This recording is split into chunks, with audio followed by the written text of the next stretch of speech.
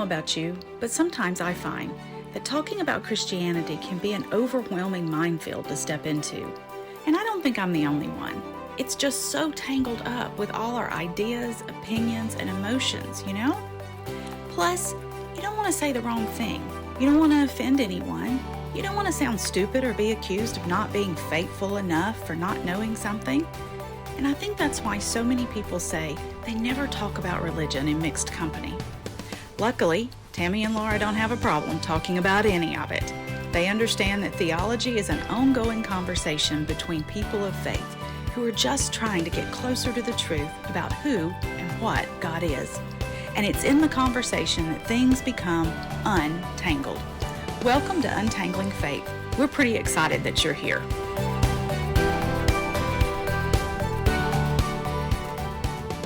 Welcome back to another episode of Untangling Faith. This is part 2 of Laura and I's conversation with Kyle Bryan, the director of the Martha Vandervoort Center to End Homelessness in Anniston, Alabama. We're talking all things social justice. You might want to go back and listen to part 1 before you jump into this one. We are recognizing that if the shoes were reversed, how would we want to be treated? Do unto others as you would want them to do unto you. A lot of people talk about being afraid. It's one of the things that drives me most nuts when I get on social media about Anniston, Alabama, where we are located, is anytime they mention anything good happening or anything, oh, it's dangerous. That's not going to happen because they're down. I work here. Right. I live 4 minutes away from where I work. I don't feel unsafe. I go out in the parking lot sometimes. All three of us work within a 3-block radius and we all live in the same neighborhood, right? So we're fully invested in this community, and I have never felt unsafe here ever. I love living here. I love serving these people, and I love the fact that there are so many people in Anniston who do know the names of our homeless of our unhoused neighbors. Thanks, I'm learning. Yeah. So we know them by name a lot of the time and are willing to call out. I don't know if this is good or bad. Maybe, I don't know. We had a gentleman that was coming to our church a lot, severely mentally ill and homeless, and we loved him. We just loved him. And so he came to see us a lot. And he told me one time, he goes, "It's real easy to be homeless in Anniston. People take care of you." So on the one hand, that's great, which could also explain why we have a high population and word gets out. They come here because they get the services they need and things like that, which is great.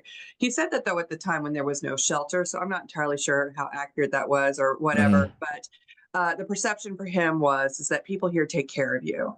And I'm proud to be a part of a community that is like that in so many cases. Or to be a part of a community where people don't have to be homeless or without homes, but we're working on it. I actually think. Go ahead. No, I was going to say, I actually think that statistically, nationally, Anniston is one of the most benevolent communities. I can't remember that number, but I think it actually is. So where I was, because first of all, I stopped because one of the feedback we've gotten from people is that when we have a guest, they want to hear our guest speak. So I'd rather, and you're the one doing the frontline work in this area, but one of the narratives about not providing homeless services is that basically if we build it, they will come. If we have a shelter, our homeless population will increase. So it might be better if we do nothing for the homeless, they'll go somewhere else. Can you talk from your perspective about that, whether that's true, whether it is a concern, and what we ought to do in response to it? It's a good question. Yeah, so I think it's a concern. It's a, oh gosh, what is it called? It's a slope fallacy in logic. If we do this, then this is going to happen, this is going to happen, this is going to happen. And the reality is shelters are established with protocols and policies and procedures, right? And so whether that's a shelter in Birmingham, whether that's Firehouse Ministries or Downtown Rescue Mission in Huntsville, or us here at Martha's Hope, right? So we have a capacity for service. For us, that's 44 beds and 2 family units that we have. And so it's just untrue that a homeless shelter is going to naturally attract all these homeless people because there is a capacity. So for us, we are at capacity right now. And until we transition other individuals to other communities that can serve them better or into housing or wherever, we are as full as we can be. And so other places really can't send people here because there's no services right now to receive. And so those conversations are happening agency to agency and institution to institution, whether that's us having a conversation with RMC about folks coming here, or whether we're having a conversation with Gadsden Regional or, the sheriff's They're department. hospitals, for those who are listening. Those are local Yeah, hospitals. so hospitals. Those conversations are happening. And so I would encourage people, do not let fear and anxiety control you. And when people say those things, they're just not realistic. And you're assuming the worst about the agencies that are providing the services. There's only so much that we can do. And then we unfortunately do have to say, no, we cannot serve you. No, we cannot accommodate your needs, unfortunately. And so you have to have trust in the organization that is providing those services, that they do have the best interest, not only of the clients that they're serving, but also the community in which they're serving. Like you mentioned a while ago, we all live in Anniston. I live in Anniston. The shelter that I run is in Anniston. So not only am I concerned about the clients that I'm working with, but I'm concerned about my community. And so I would just encourage people, trust me. You don't know me, but trust me that I want the community in which I live to be the best possible community that it could have. And so we would never just say, come and be a part of this place and just loiter and do all of those things. That's certainly not what we're about. And I think most organizations that are doing the work of providing emergency shelter services have those same concerns and have those same standings. So one of the other things that I think is a myth, but you may be in a better position to talk about it, is that when you have people who are unhoused, and if you do services so that people are in their community, and because your shelter serves at night, that you're an overnight shelter, but during the day they are in our community with us, that the crime rate goes up. It becomes less safe, more dangerous, less family friendly to have a community. Is there any correlation between providing homeless services and having crime rates go up in a community? I can give anecdotal evidence. I'm not sure about statistical evidence, but I will say from my experience here, and we've been operational since February 1st, most of the clients that we serve are working on themselves. They have appointments during the day where they meet with our case managers, and they're just doing the best they can.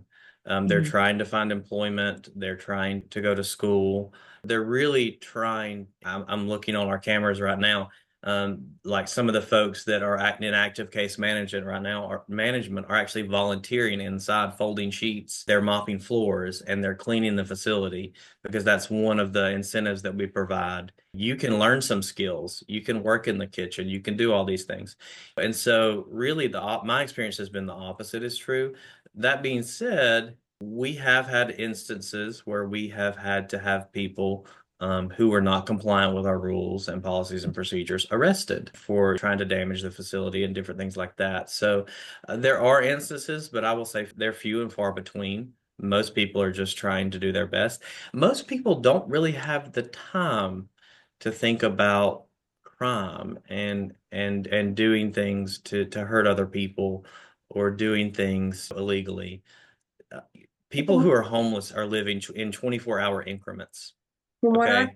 heard, Kyle, is that people who are living on the streets without shelter are the ones who are vulnerable and in danger. More often than not, they're the ones who are getting jumped and robbed rather than, and very often they're getting jumped and robbed by people who have homes. Sure, absolutely. Who are coming. And trafficked, that's an issue in our community that we do have to work on is trafficking. We have people that come through here that I've had to run somebody off. I've had to yell at them and said, I will throw you in jail if you do not leave our people alone.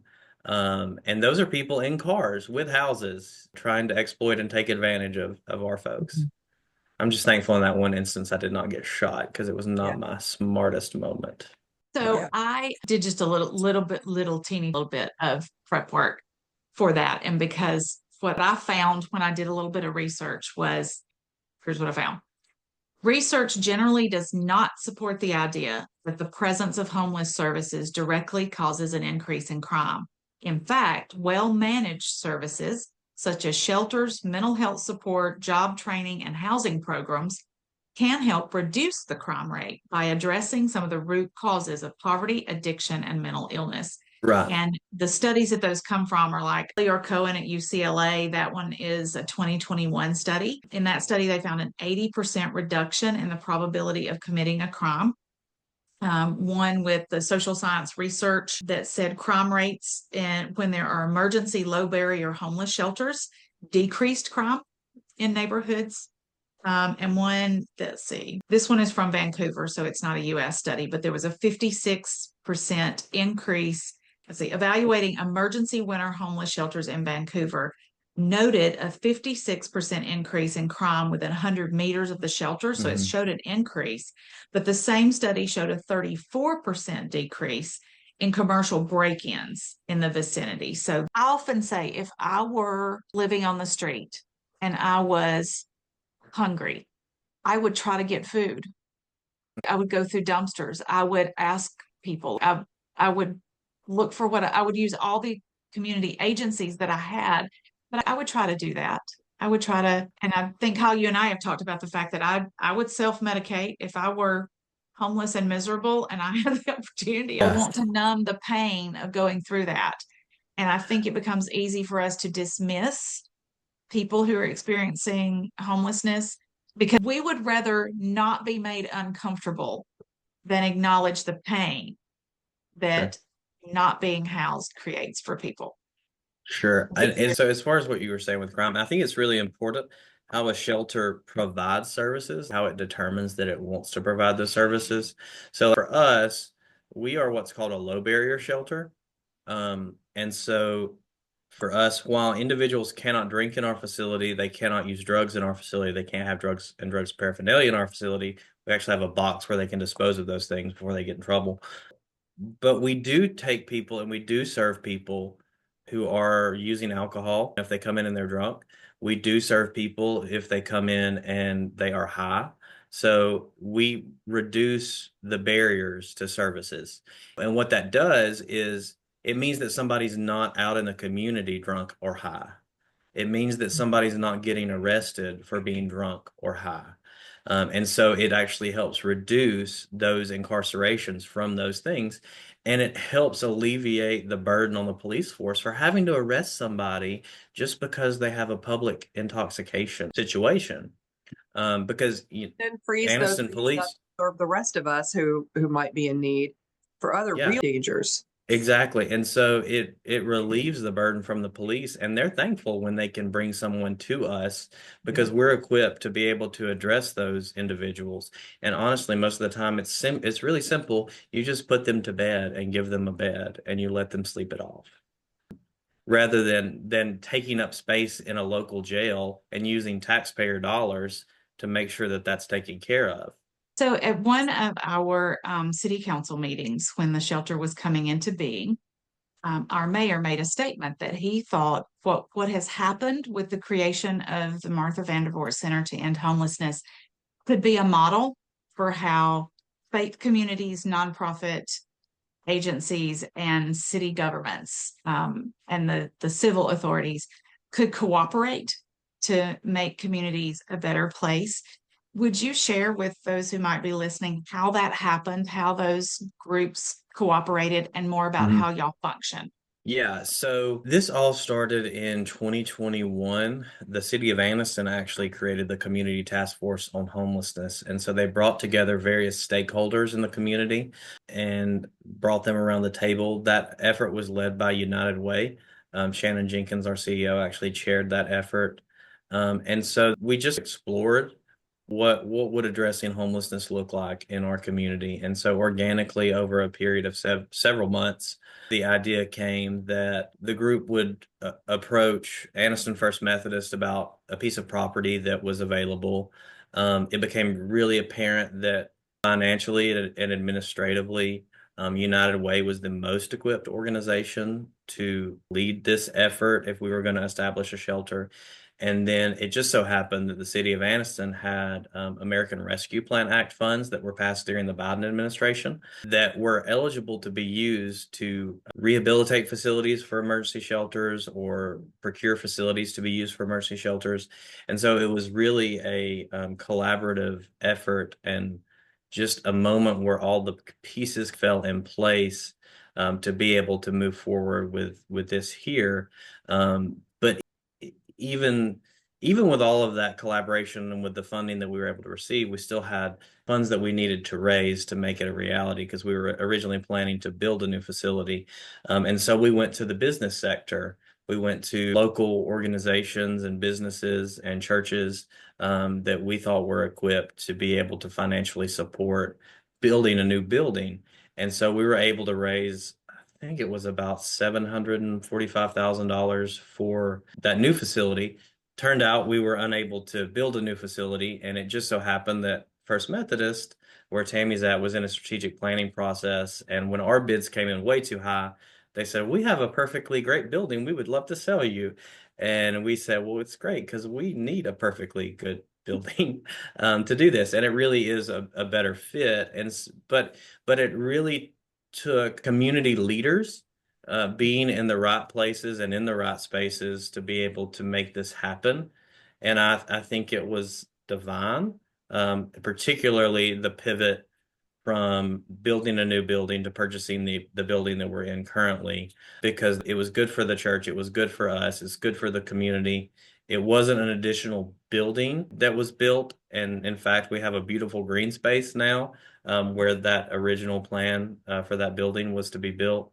And I think it really required all of those leaders, whether it was the mayor or whether it was you, Tammy, or Shannon, and those different business leaders really being in tune, whether they're aware of it or not, to really what God is doing and what God is at work doing in the community.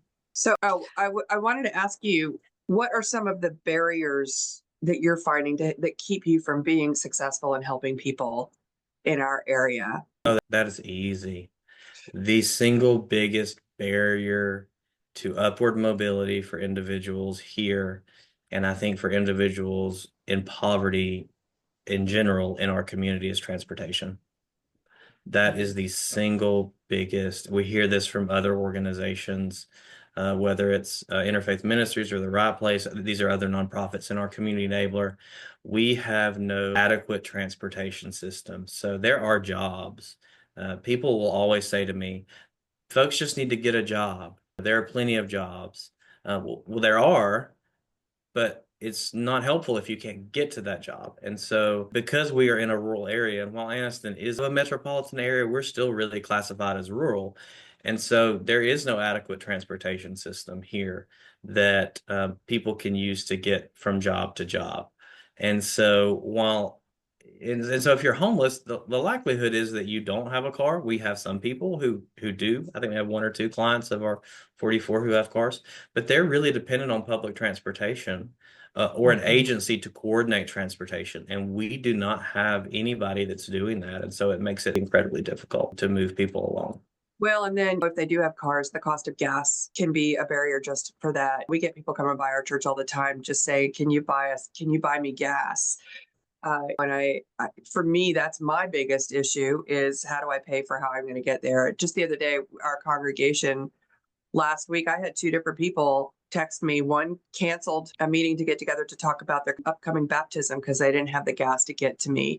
And then the other one, I ended up taking them some money so they could pay for gas to get to church on Sunday. That's a very real, tangible barrier to people being successful and to being interactive in a community, especially in a smaller town like ours, as opposed to a big urban place. Absolutely. Mm-hmm. So as we bring this to a conclusion, let's going to talk about the people who are listening, and our podcast targets specifically people who are deconstructing, who are maybe experiencing church hurt, who are trying to untangle what they've been told from what they see in the Bible and what they're feeling pulled as they explore their faith and their spirituality and following Christ. What would we say to people who are interested in being involved in these kinds of issues, but their current congregation is not? They don't know where to start. They don't know how to incorporate this into their life. I have some thoughts, but I want to hear y'all's first. I'll go. Y'all might not like my answer to this. It's not a very institutional answer. So part of the reason why I became a deacon, and I'm seeking to return to deacon's orders, is because I believe that in our time and in my generation, God has left the church. I think God still cares about the church. I think God still needs the church. But I think if the church was doing what the church needed to be doing, then the nonprofit community would not exist. And so what I would encourage people to do is to plug into those nonprofits that are engaged in those causes that are near and dear to your heart. The Spirit has always gone wherever the Spirit needed to go to accomplish kingdom goals. And I think we're in a time period where the Spirit has gone before us, and whether people in nonprofit organizations are aware of it or they're doing God's work.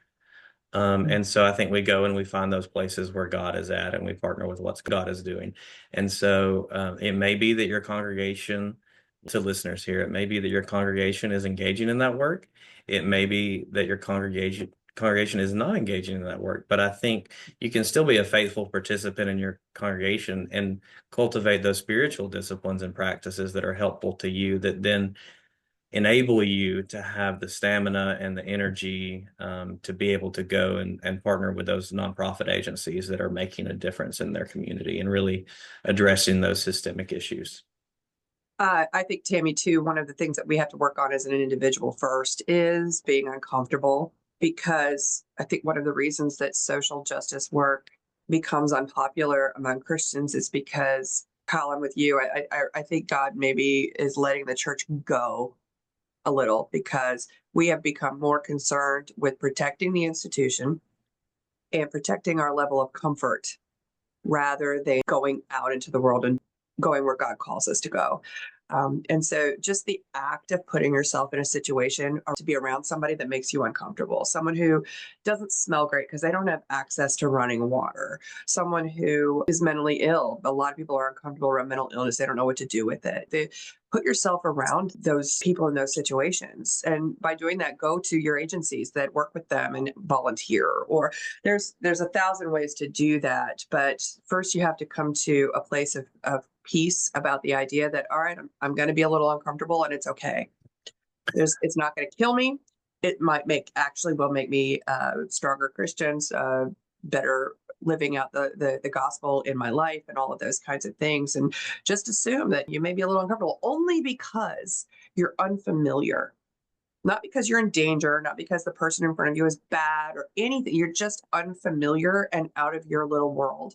And I think as soon as people start being willing to do that, to step into something that is different, unfamiliar and uncomfortable, that's when the work, I think, starts really getting done. I agree with you, Kyle, that I think the church spends too much of its time on the wrong stuff. I think that the church has become too self-serving. It's too much about us, about our comfort, about the pleasure of those who are already on the inside and at our gatherings. And it almost feels like the church has become narcissistic. It's about us. But that's not what I see when I see those early gatherings.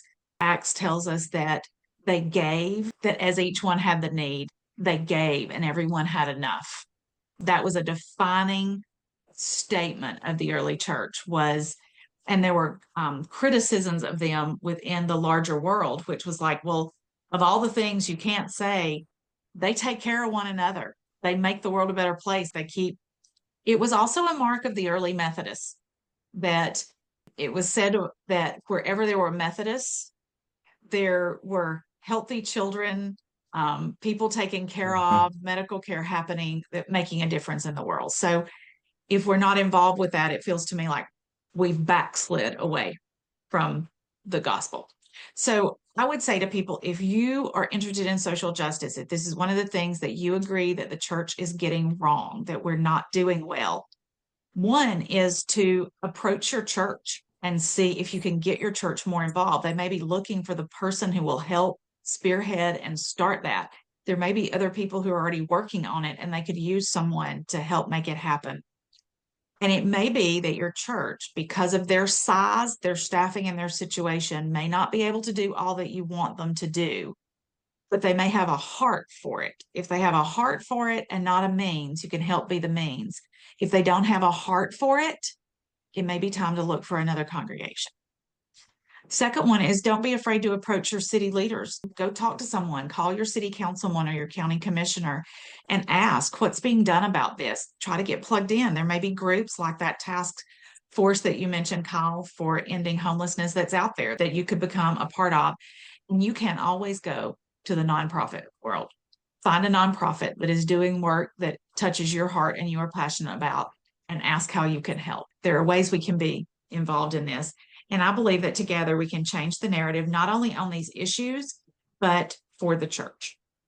And there are 1,000 ways that you can approach the issue of social justice in your congregation. And I think every group of people has their own personality and their own spiritual gifts given to them by God for a purpose. And so you start with asking God to reveal to you what it is that you want us to do, because social justice falls into the realm of political activism. It can be just a simple willingness to be able to open your heart and your doors to people that look and live differently than you. It could be about anti-racism. It could be about homeless people who poverty and housing issues. It could be about immigration, or there's so many different ways that a church could lean into a social justice calling that could be very different for every congregation. But I'm with you, Kyle. I think the only reason that nonprofits exist is because the church isn't living out, it's doing what it's supposed to be doing. With as many churches as we have in our little cities here in the South, there should be no poverty at all.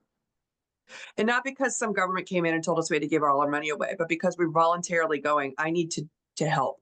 If every Christian in the Southeast region of the United States actually lived into their call to love their neighbor as themselves, I don't think that we would have the poverty and the justice issues that we've got right now. Yeah. And I believe that God brings into congregations the people they need to do the work that the world in their sphere needs. So we look around, we see what God has blessed us with, what our passions, what our abilities, what our skills, and what can we network and provide. But that is how God is moving and working, is helping us make the world a better place.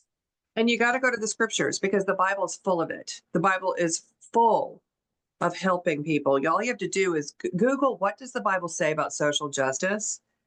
You're going to get 100,000 different scriptures, Old Testament and New Testament. And personally, I think that if you just read Matthew, Mark, Luke, and John, you're start looking for those themes, you're going to be transformed simply by that. It's no way to read the scriptures and to spend any real time with it. I think that an awful lot of people read the Bible. I don't think they actually understand it. I think they read the words, go through their eyes and out their ears, but they check the box. I read the Bible again this year. I'm not sure if they're not walking away from it with a transformed heart, with a desire to go out into the world and do something in the name of Jesus, something positive for somebody. I don't think you're actually reading it. Maybe that's my bias, but I really can't read the Bible without seeing that. Yeah.